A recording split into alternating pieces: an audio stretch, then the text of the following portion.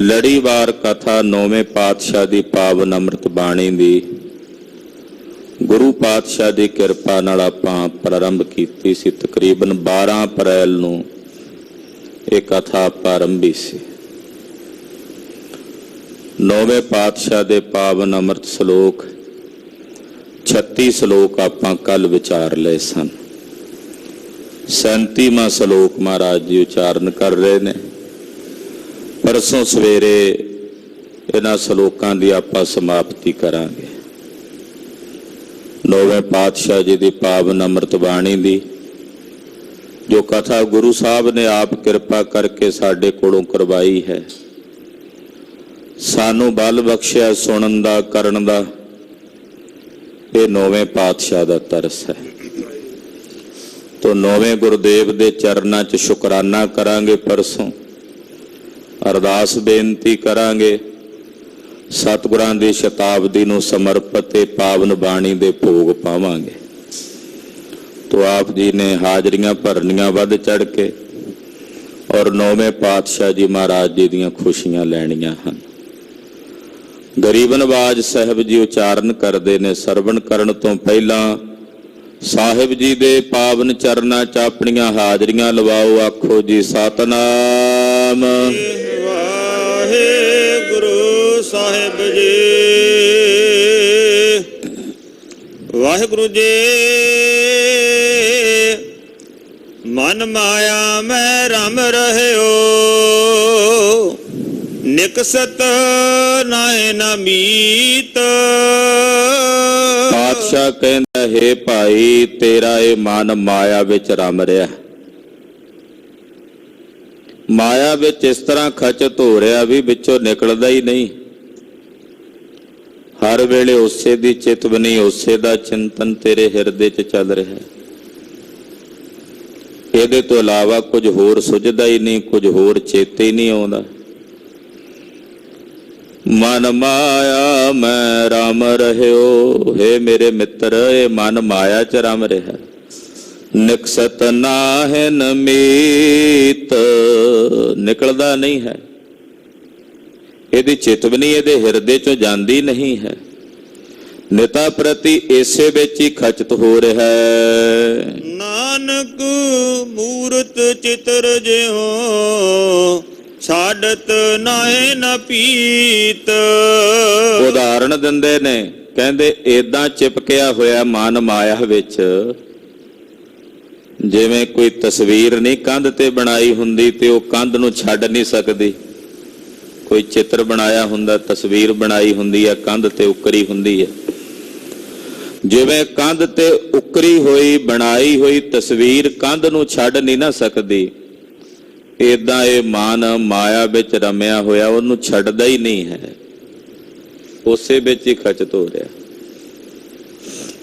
ਨਾਨਕ ਮੂਰਤ ਚਿੱਤਰ ਜਿਉ, ਜਿਵੇਂ ਕੋਈ ਮੂਰਤ ਚਿੱਤਰ ਬਣਾਇਆ ਜਾਂਦਾ ਨਾ, ਮੂਰਤੀ ਬਣਾਈ ਜਾਂਦੀ, ਚਿੱਤਰ ਬਣਾਇਆ ਜਾਂਦਾ ਕੰਧ ਤੇ, ਦੀਵਾਰ ਤੇ।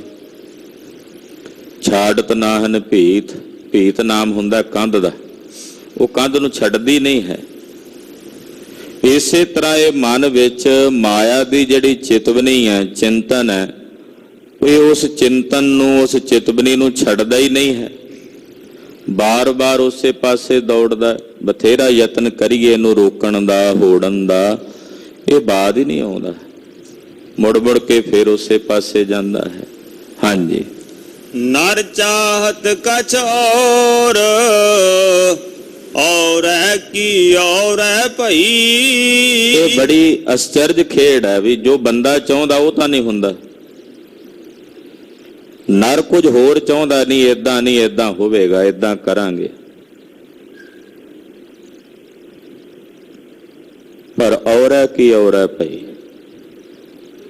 ਜੋ ਇਹਦੇ ਚਿੱਤ ਚੇਤੇ ਵੀ ਨਹੀਂ ਸੀ ਉਹ ਹੋ ਗਿਆ। ਕਿਉਂਕਿ ਹੋਣਾ ਉਹ ਹੈ ਜੋ ਉਸ ਰੱਬ ਦੇ ਮਨ ਨੂੰ ਭਾਉਂਦਾ, ਉਹਦੇ ਚਿੱਤ ਨੂੰ ਭਾਉਂਦਾ। ਮਨੁੱਖ ਦੇ ਚਾਹੁੰਦਿਆਂ ਤਾਂ ਨਹੀਂ ਨਾ ਕੁਝ ਹੋਣਾ। ਅਸੀਂ ਜੋ ਚਾਹੁੰਦੇ ਹਾਂ ਉਹ ਤਾਂ ਨਹੀਂ ਹੁੰਦਾ। ਔਰ ਅਸੀਂ ਜੋ ਚਾਹਣਾ ਹੈ ਕੇਵਲ ਆਪਣੇ ਵਾਸਤੇ ਚਾਹਣਾ। ਮੇਰਾ ਲਾਭ ਕਿਹਦੇ ਵਿੱਚ ਹੈ? ਮੇਰਾ ਸਵਾਰਥ ਕਿਹਦੇ 'ਚ ਸਿੱਧ ਹੁੰਦਾ? ਮੇਰਾ ਆਪਣਾ ਉੱਲੂ ਕਿਵੇਂ ਸਿੱਧ ਹੁੰਦਾ? ਉਹਦੇ ਲਈ ਲੱਖਾਂ ਨੂੰ ਉੱਲੂ ਬਣਾਉਣਾ ਪਵੇ ਕੋਈ ਗੱਲ ਨਹੀਂ, ਪਰ ਔਰੇ ਦੀ ਹੋਰ ਹੀ ਕੁਝ ਖੇਡ ਜਾ ਬਣਦੀ। ਅਗਲੀ ਪੰਕਤੀ 'ਚ ਦੱਸਦੇ ਨੇ, ਚਿਤਵਤ ਰਹਿ ਠਗੌਰ ਨਾਨਕ ਫਾਸੀ ਗੱਲ ਪਰੀ। ਕਹਿੰਦੇ ਇਹ ਸੋਚਦਾ ਰਿਹਾ, ਚਿਤਵਦਾ ਰਿਹਾ ਵੀ ਫਲਾਣੇ ਨੂੰ ਠੱਗ ਲਾਂ, ਫਲਾਣੇ ਨੂੰ ਠੱਗ ਲਾਂ। ਉਹਨੂੰ ਵੀ ਠਗੌਰ ਦਾ ਮਤਲਬ ਠਗੌਰੀ ਕਰਕੇ ਨਾ ਠੱਗਣ ਦੀ ਸੋਚਦਾ ਰਿਹਾ।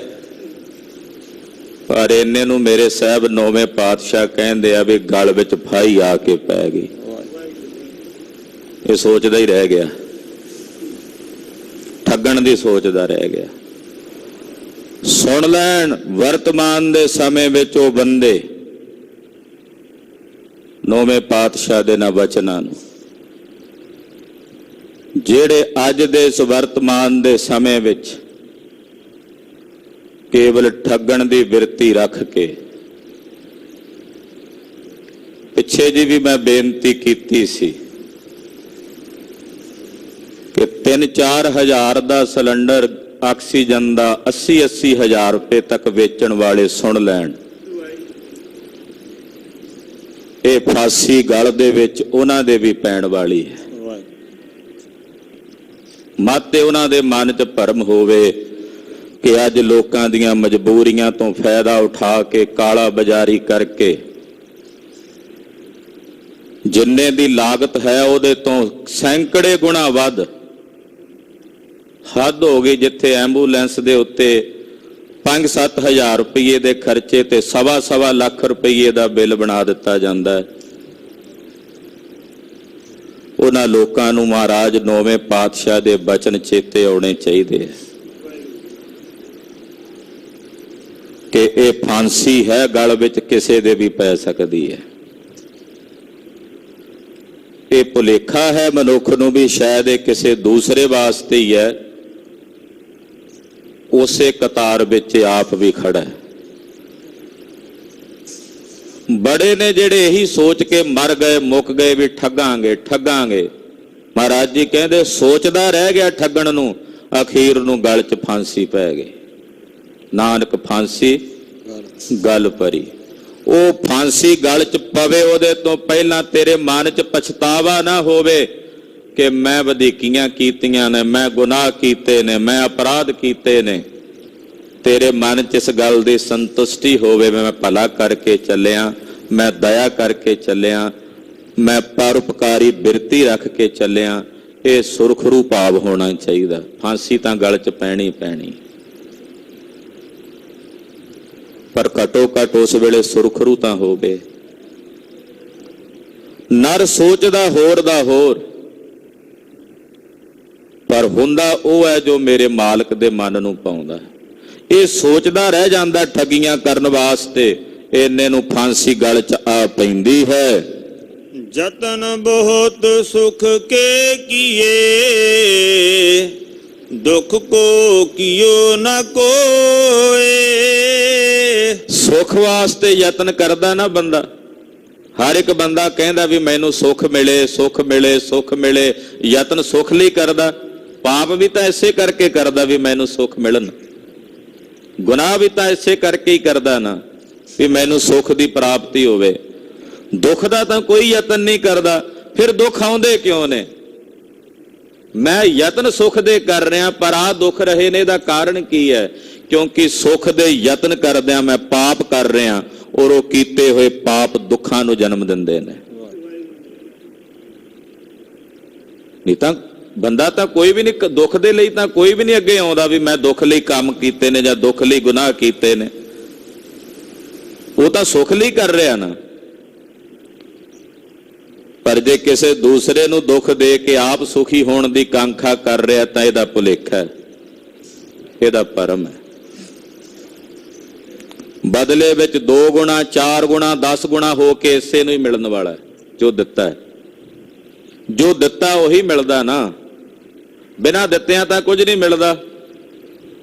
ਅਣ ਦਿੱਤਾ ਕਿਛ ਹੱਥ ਨਾ ਆਵੇ, ਬਿਨਾਂ ਦਿੱਤਿਆਂ ਤਾਂ ਨਹੀਂ ਕੁਝ ਹੱਥ ਆਉਂਦਾ। ਜੋ ਦੇ ਰਿਹਾ ਦੋਹਾਂ ਹੱਥਾਂ ਨਾਲ ਉਹੀ ਕੁਝ ਇਹਨੂੰ ਆਪਣੇ ਕੋਲ ਇਕੱਠਾ ਕਰਕੇ ਲਿਆਉਣਾ ਪੈਣਾ। ਤੋ ਸਾਹਿਬ ਕਹਿੰਦੇ ਨੇ ਸੁਖ ਦੇ ਯਤਨ ਕਰਦੇ ਨੇ ਸਾਰੇ, ਯਤਨ ਬਹੁਤ ਸੁਖ ਕੇ ਕੀਏ। ਸੁਖ ਦੇ ਯਤਨ ਕੀਤੇ, ਦੁੱਖ ਕੋ ਕੀਓ ਨਾ ਕੋਏ। ਦੁੱਖ ਦਾ ਯਤਨ ਨਹੀਂ ਕੀਤਾ ਕਿਸੇ ਨੇ, ਪਰ ਦੁੱਖ ਫਿਰ ਵੀ ਆ ਰਹੇ ਨੇ। ਉਹਦਾ ਕਾਰਨ ਹੈ ਕਿ ਸੁਖ ਦੇ ਯਤਨ ਕਰਦਿਆਂ ਠੱਗੀਆਂ ਕਰਦਾ, ਸੁਖ ਦੇ ਯਤਨ ਕਰਦਿਆਂ ਇਹ ਪਾਪ ਕਰਦਾ, ਗੁਨਾਹ ਕਰਦਾ, ਰਿਸ਼ਵਤ ਖੋਰੀਆਂ ਕਰਦਾ, ਲੋਕਾਂ ਦੇ ਗਲ ਵੱਢਦਾ, ਅਪਰਾਧਾਂ ਵਿੱਚ ਗਲਤ ਹੁੰਦਾ, ਜਿਸ ਦਾ ਫਲ ਦੁੱਖ ਦੇ ਰੂਪ ਵਿੱਚ ਇਹਨੂੰ ਪ੍ਰਾਪਤ ਹੁੰਦਾ ਹੈ। ਕਹੋ ਨਾਨਕ ਸੁਨ ਰੇ ਮਨਾ, ਹਰ ਭਾਵੈ ਸੋ ਹੋਏ। ਧੰਨ ਸ੍ਰੀ ਗੁਰੂ ਤੇਗ ਬਹਾਦਰ ਸਾਹਿਬ ਸੱਚੇ ਪਾਤਸ਼ਾਹ ਕਹਿੰਦੇ ਆ, ਉਹ ਬੰਦਿਆ ਯਤਨ ਤੂੰ ਕਰਦਾ ਸੁਖ ਦੇ ਦੁੱਖ ਦੇ, ਨਹੀਂ ਕੀ ਕਰਦਾ ਕੋਈ, ਪਰ ਹੁੰਦਾ ਤਾਂ ਉਹ ਹੈ ਜਿਹੜਾ ਹਰੀ ਨੂੰ ਪਾਉਂਦਾ। ਹਰੀ ਨੂੰ ਕੀ ਪਾਉਂਦਾ? ਹਰੀ ਨੂੰ ਪਾਉਂਦਾ ਤੂੰ ਪਰਉਪਕਾਰ ਕਰੇ, ਹਰੀ ਨੂੰ ਪਾਉਂਦਾ ਤੂੰ ਭਲੀ ਬਿਰਤੀ ਰੱਖੇ, ਹਰੀ ਨੂੰ ਪਾਉਂਦਾ ਤੂੰ ਭਜਨ ਕਰੇ।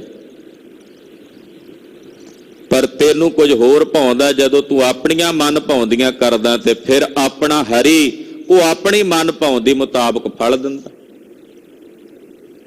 ਹਰ ਭਾਵੈ ਸੋ ਹੋਏ, ਜੋ ਹਰੀ ਨੂੰ ਭਾਉਂਦਾ ਹੈ ਉਹੀ ਹੁੰਦਾ। ਜਗਤ ਭਿਖਾਰੀ ਫਿਰਤ ਹੈ, ਸਭ ਕੋ ਦਾਤਾ ਰਾਮ। ਕਿਸੇ ਨੂੰ ਕੁਝ ਦੇ ਕੇ ਦਾਨ ਕਰਕੇ ਮਤਾ ਤੂੰ ਆਪਣੇ ਮਨ ਚ ਹੰਕਾਰ ਚੁੱਕਿਆ ਫਿਰੇ, ਮੈਂ ਦਾਤਾ ਹਾਂ, ਮੈਂ ਦਾਨੀ ਹਾਂ। ਮੇਰੇ ਸਾਹਿਬ ਕਹਿੰਦੇ ਨਹੀਂ, ਸਾਰਾ ਜਗਤ ਭਿਖਾਰੀ ਫਿਰਦਾ ਹੈ, ਔਰ ਇਸ ਜਗਤ ਰੂਪੀ ਭਿਖਾਰੀ ਦਾ ਇੱਕੋ ਇੱਕ ਦਾਤਾ ਹੈ, ਅਕਾਲ ਪੁਰਖ ਪਰਮੇਸ਼ਰ। ਜਗਤ ਭਿਖਾਰੀ ਫਿਰਤ ਹੈ, ਇਹ ਪੰਕਤੀ ਪੜ੍ਹ ਲਈਏ। ਜਗਤ ਭਿਖਾਰੀ ਫਿਰਤ ਹੈ, ਜਗਤ ਭਿਖਾਰੀ ਫਿਰਤ ਹੈ, ਜਗਤ ਭਿਖਾਰੀ ਫਿਰਤ ਹੈ, ਜਗਤ ਭਿਖਾਰੀ ਫਿਰਤ ਹੈ। ਸਭ ਕੋ ਦਾਤਾ ਰਾਮ, ਸਭ ਕੋ ਦਾਤਾ ਰਾਮ, ਕੋ ਦਾਤਾ ਰਾਮ, ਸਭ ਕੋ ਦਾਤਾ ਰਾਮ। ਸਭ ਕੋ ਦਾਤਾ ਰਾਮ, ਸਭ ਕੋ ਦਾਤਾ ਰਾਮ, ਕੋ ਦਾਤਾ ਰਾਮ, ਸਭ ਕੋ ਦਾਤਾ ਰਾਮ। ਇਹ ਸਾਰਾ ਜਗਤ ਉਸ ਵਾਹਿਗੁਰੂ ਪਾਰ ਬ੍ਰਹਮ ਪਰਮੇਸ਼ਰ ਦੇ ਦਰ ਦਾ ਭਿਖਾਰੀ ਹੈ, ਔਰ ਸਭ ਨੂੰ ਦਾਤਾਂ ਦੇਣ ਵਾਲਾ ਦਾਤਾ ਕੇਵਲ ਇੱਕ ਰਾਮ ਅਕਾਲ ਪੁਰਖ ਪਰਮੇਸ਼ਰ ਹੈ। ਉਹਦੇ ਤੋਂ ਬਿਨਾਂ ਕੋਈ ਦੂਜਾ ਦਾਤਾ ਨਹੀਂ। ਸੰਸਾਰ ਵਿੱਚ ਦਾਤੇ ਕਹਾਉਣ ਵਾਲੇ ਵੀ ਉਸੇ ਦਾਤੇ ਦੇ ਕੋਲੋਂ ਹੱਥ ਜੋੜ ਕੇ ਮੰਗਦੇ ਐ, ਉਸੇ ਕੋਲੋਂ ਯਾਚਨਾ ਕਰਦੇ ਆ, ਉਹਨਾਂ ਨੂੰ ਵੀ ਉਹੀ ਦਾਤਾਂ ਦੇਣ ਵਾਲਾ ਹੈ। ਤੋ ਅਕਾਲ ਪੁਰਖ ਨਿਰੰਕਾਰ ਵਾਹਿਗੁਰੂ ਪਾਰ ਬ੍ਰਹਮ ਪਰਮੇਸ਼ਰ ਦਾਤਾ ਹੈ, ਔਰ ਸਾਰਾ ਜਗਤ ਉਸ ਦਾਤੇ ਦੇ ਦਰ ਦਾ ਭਿਖਾਰੀ ਹੈ। ਕਹੋ ਨਾਨਕ ਮਨ ਸਿਮਰਤ ਹੈ, ਪੂਰਨ ਹੋਵੈ ਕਾਮ।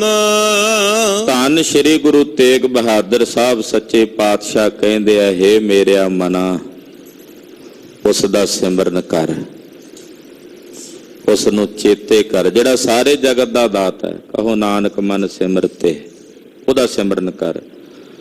ਉਹਦਾ ਸਿਮਰਨ ਕੀਤਿਆਂ ਕੀ ਹੋਵੇਗਾ? ਪੂਰਨ ਹੋਵੈ ਕਾਮ, ਤੇਰੇ ਸਾਰੇ ਕਾਰਜ ਪੂਰਨ ਹੋ ਜਾਣਗੇ। ਇੱਕੋ ਕਾਰਜ ਪੂਰਾ ਕਰ ਲਈਏ ਸਾਰੇ ਪੂਰੇ ਨੇ, ਜੇ ਉਹ ਨਹੀਂ ਪੂਰਾ ਤੇ ਫਿਰ ਸਾਰੇ ਹੀ ਅਧੂਰੇ ਨੇ। ਇੱਕੋ ਇੱਕ ਕਾਰਜ ਹੈ ਜਿਹੜਾ ਪੂਰਨ ਕਰਨ ਲਈ ਆਏ ਹਾਂ, ਉਹ ਹੈ ਇਸ ਮਨੁੱਖਾ ਜਨਮ ਨੂੰ ਸਫਲ ਕਰਨ ਦਾ ਕਾਰਜ। ਜੇ ਕਾਰਜ ਪੂਰਾ ਨਹੀਂ ਤਾਂ ਫਿਰ ਸਾਰੇ ਅਧੂਰੇ ਨੇ, ਉਹਨਾਂ ਨੂੰ ਕਰਨ ਲਈ ਫਿਰ ਜੰਮਣਾ ਪਏਗਾ, ਫਿਰ ਜੰਮਣਾ ਪਏਗਾ। ਜਦੋਂ ਤੱਕ ਮਨੁੱਖਾ ਜਨਮ ਰੂਪੀ ਕਾਰਜ ਸਫਲ ਨਹੀਂ ਹੋਵੇਗਾ, ਉਤਨੀ ਦੇਰ ਤੱਕ ਦੁਨੀਆ ਦੇ ਸਾਰੇ ਕਾਰਜ ਅਧੂਰੇ ਨੇ। ਪੂਰੇ ਕਰਨ ਲਈ ਜੰਮਦੇ ਰਹੋ, ਬਾਰ-ਬਾਰ ਮਰਦੇ ਰਹੋ। ਤੋ ਸਾਹਿਬ ਕਹਿੰਦੇ, ਹੇ ਮੇਰਿਆ ਮਨਾ, ਉਸ ਨਿਰੰਕਾਰ ਵਾਹਿਗੁਰੂ ਪਰਮੇਸ਼ਰ ਦਾ ਸਿਮਰਨ ਕਰ, ਜਿਸ ਦਾ ਸਿਮਰਨ ਕੀਤਿਆਂ ਤੇਰੇ ਸਾਰੇ ਕੰਮ ਪੂਰਨ ਹੋਣਗੇ। ਝੂਠੇ ਮਾਨ ਕਹਾ ਕਰੈ, ਜਗ ਸੁਪਨੇ ਜਿਉ ਜਾਨ। ਹੇ ਬੰਦੇ, ਤੂੰ ਕਾਹਦਾ ਝੂਠਾ ਮਾਣ ਆਪਣੇ ਹਿਰਦੇ 'ਚ ਚੁੱਕੀ ਬੈਠਾ ਹੈ? ਕਾਹਦਾ ਝੂਠਾ ਮਾਣ? ਝੂਠਾ ਮਾਨ ਕਹਾਂ ਕਰ, ਇਹ ਝੂਠਾ ਮਾਣ ਕਿਸ ਗੱਲ ਦਾ ਕਰ ਰਿਹਾ ਹਿਰਦੇ 'ਚ? ਜਗ ਸੁਪਨੇ ਜਿਉ ਜਾਨ, ਇਹ ਜਗਤ ਸੁਪਨੇ ਦੇ ਨਿਆਈ ਹੈ, ਇਹ ਜਗਤ ਸੁਪਨੇ ਦੇ ਮਾਨਿੰਦ ਹੈ। ਇਸ ਕਰਕੇ ਹੇ ਬੰਦੇ, ਤੂੰ ਝੂਠਾ ਮਾਣ ਆਪਣੇ ਹਿਰਦੇ 'ਚ ਕਰਨਾ ਛੱਡ ਦੇ। ਕਾਹਦਾ ਮਾਣ ਕਰਨਾ ਹੋਇਆ? ਜੇ ਮਨ ਦੇ ਵਿੱਚ ਮਾਣ ਦੀ ਬਿਰਤੀ ਆਵੇ ਤੇ ਸਮਝ ਲੈ ਕਿ ਇਹ ਤਨ ਕੇਵਲ ਇੱਕ ਖਾਕ ਦੀ ਢੇਰੀ ਤੋਂ ਵੱਧ ਕੁਝ ਨਹੀਂ ਹੈ। ਇੱਕ ਖਾਕ ਦੀ ਢੇਰੀ ਤੋਂ ਵੱਧ ਕੁਝ ਨਹੀਂ। ਇਹ ਜਗਤ ਸੁਪਨੇ ਦੀ ਨਿਆਈ ਹੈ, ਔਰ ਇਸ ਜਗਤ ਨੂੰ ਸੁਪਨੇ ਨਿਆਈ ਜਾਣ ਕੇ ਹੇ ਮੇਰੇ ਮਨ ਆਪਣੇ ਹਿਰਦੇ ਚੋਂ ਮਾਣ ਦਾ ਤਿਆਗ ਕਰ ਦੇ। ਇਹ ਝੂਠਾ ਮਾਣ ਤੂੰ ਕਾਹਦਾ ਕਰਦਾ? ਇਹ ਜਗਤ ਸੁਪਨੇ ਦੀ ਨਿਆਈ ਹੈ। ਇਨ ਮੈਂ ਕਛ ਤੇਰੋ ਨਹੀਂ, ਨਾਨਕ ਕਹਿਓ ਬਖਾਨ। ਧੰਨ ਸ੍ਰੀ ਗੁਰੂ ਤੇਗ ਬਹਾਦਰ ਸਾਹਿਬ ਸੱਚੇ ਪਾਤਸ਼ਾਹ ਕਹਿੰਦੇ ਇਹਦੇ ਵਿੱਚ ਕੁਝ ਵੀ ਸੱਚ ਨਹੀਂ। ਜਦੋਂ ਹੈ ਹੀ ਸੁਪਨਾ, ਸੁਪਨੇ ਨੂੰ ਸੱਚ ਕਿਵੇਂ ਕਹਾਂਗੇ? ਸੁਪਨੇ ਦੇ ਸਮਾਨ ਦੇ ਵਿੱਚ ਜੇ ਕਹੋ ਵੀ ਇਹ ਸੁਪਨੇ ਵਿੱਚ ਵੇਖਣ ਵਾਲੀ ਵਸਤੂ ਤੇਰੀ ਹੈ, ਜਿਹੜਾ ਹੈ ਹੀ ਸੁਪਨਾ ਉਹਦੇ ਵਿੱਚ ਤੇਰਾ ਕੀ ਹੋ ਸਕਦਾ? ਉਹ ਤਾਂ ਅੱਖ ਖੁੱਲਦਿਆਂ ਰਹਿਣਾ ਹੀ ਨਹੀਂ।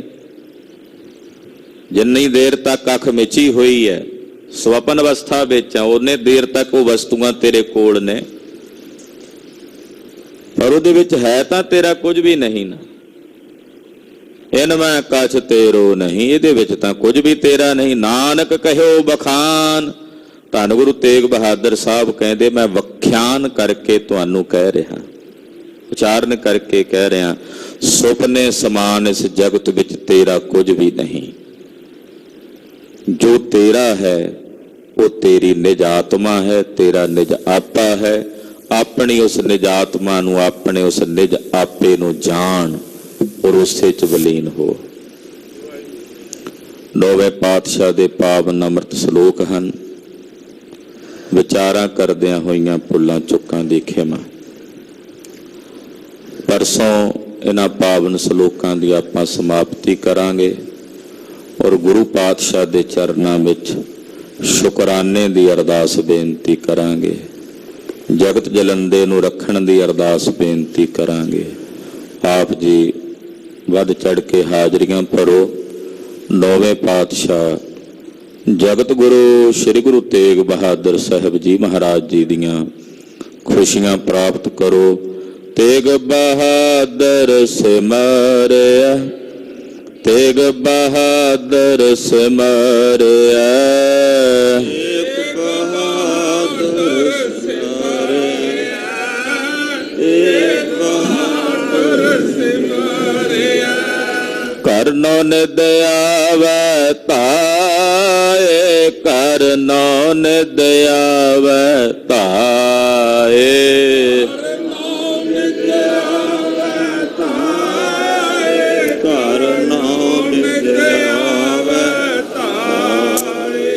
ਸਭ ਥਾਈ ਹੋਏ ਸਹਾਏ, ਸਭ ਥਾਈ ਹੋਏ ਸਹਾਏ,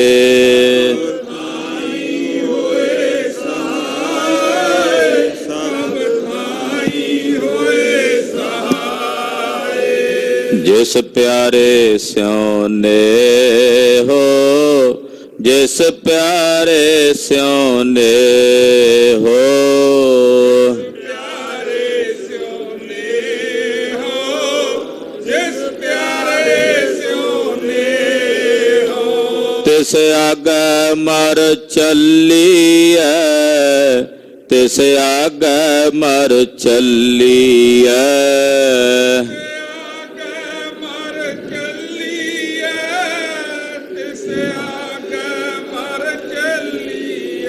त्रिग जीवन संसार, त्रिग जीवन संसार,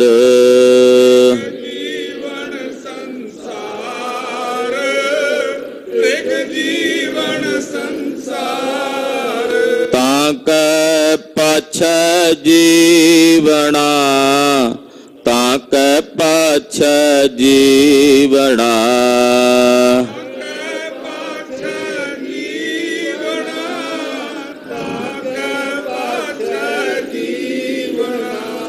वाहेगुरु वाहेगुरु, वाहेगुरु वाहेगुरु,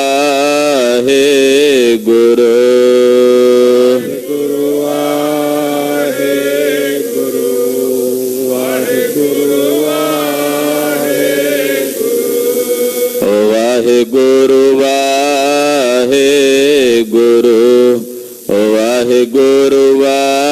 वाहेगुरु,